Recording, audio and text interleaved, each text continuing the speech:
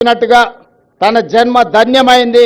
ఒక్కసారి గుట్టల మీద నుంచి అమ్మను గద్దెల మీద కూర్చోబెట్టే అవకాశం వస్తే నాకు ఈ జన్మకు చాలు అనుకుంది. కానీ గతంలో ఇతరుల దగ్గరికి వెళ్ళి రిప్రజెంటేషన్స్ ఇచ్చి మాకు నిధులు ఇవ్వండి అని అడిగే పరిస్థితి ఉండే. ఫిబ్రవరి 6, 2023 నాడు ఇదే ప్రాంతం నుంచి నేను చెప్పిన రాబోయే రోజుల్లో ఇతరులను యాచించడం కాదు, సీతక్కనే సంతకం పెట్టి నిధులు మంజూరు చేస్తుంది, సీతక్క ప్రభుత్వంలో భాగస్వామి అవుతుంది అని ఆనాడు చెప్పడం జరిగింది. ఈనాడు చేసి చూపిస్తున్నాం. సమ్మక్క సారలమ్మ ఈ ప్రాంత అభివృద్ధి కోసం నిధులకు వెనక్కి అడుగు వేసే సమస్యనే లేదు. ప్రభుత్వానికి నిధుల సమస్య ఉండొచ్చు, అవసరమైతే ఇంకెక్కడైనా తగ్గిస్తాం. కానీ సమ్మక్క సారలమ్మ యొక్క అభివృద్ధి కోసం ఎన్ని కోట్ల రూపాయలైనా ప్రభుత్వం విడుదల చేస్తుంది, సరైన సమయంలో పూర్తి చేస్తుంది. నిర్మాణ కార్యక్రమం మాదై ఉండొచ్చు, కానీ గిరిజనుల యొక్క సాంప్రదాయాన్ని కాపాడుకునే బాధ్యత వాళ్ళదే. అందుకే ప్రభుత్వం ప్రణాళికలు రచించి ప్రభుత్వమే నిర్మించడం కాదు, ప్రణాళికల్లో ఆదివాసులను భాగస్వాములను చేసినాం. సాంప్రదాయాన్ని పరిరక్షించడంలో ఆదివాసులను భాగస్వాములను చేసినాం.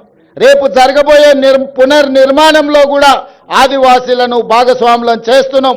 అందులో ఉండే రీసెర్చ్ స్కాలర్స్ని, అదేవిధంగా సాంప్రదాయాన్ని కొనసాగిస్తున్న వాళ్ళ వారసులను అందరినీ కూడా ఇందులో భాగస్వాములను చేసినాం. మామూలుగా సిమెంట్ కట్టడాలు కడితే అత్యధికంగా 100 సంవత్సరాలు మాత్రమే ఉంటుంది.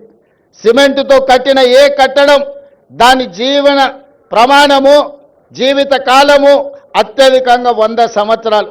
కానీ రాతి కట్టడాలతో కడితే వందల వేల సంవత్సరాలు ఉంటుంది.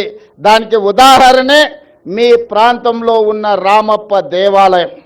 రుద్రదేవుడు ఆనాడు కట్టిన దేవాలయం 800 సంవత్సరాలైనా యునెస్కో లిస్టులో ఈరోజు చేరింది అంటే రాతి కట్టడాలతోనే, గొప్ప నగిశీలతోనే రామప్ప మందిరం కట్టిండు రుద్రదేవుడు. కాబట్టి ఇయాలటికి అది చరిత్రలో నిటారుగా నిలబడ్డది. అందుకే అధికారులు సిమెంటుతో ప్రతిపాదనలు తెచ్చిన సిమెంటు కట్టడాలు వద్దు, రాతి కట్టడాలతోనే కట్టాలి. రాబోయే 100 సంవత్సరాలకు సమ్మక్క సారలమ్మ మందిరం, గద్దెలు, ప్రాంగణం ఆదర్శంగా ఉండాలి, ఈ ప్రాంతంలో అభివృద్ధి జరగాలి అని ఈరోజు ప్రతి కట్టడం రాతి కట్టడాలతోనే కట్టాలని ఈరోజు నిర్ణయం తీసుకున్నాం. అందుకే ఇదొక గొప్ప కార్యక్రమం, జీవితకాల అవకాశం.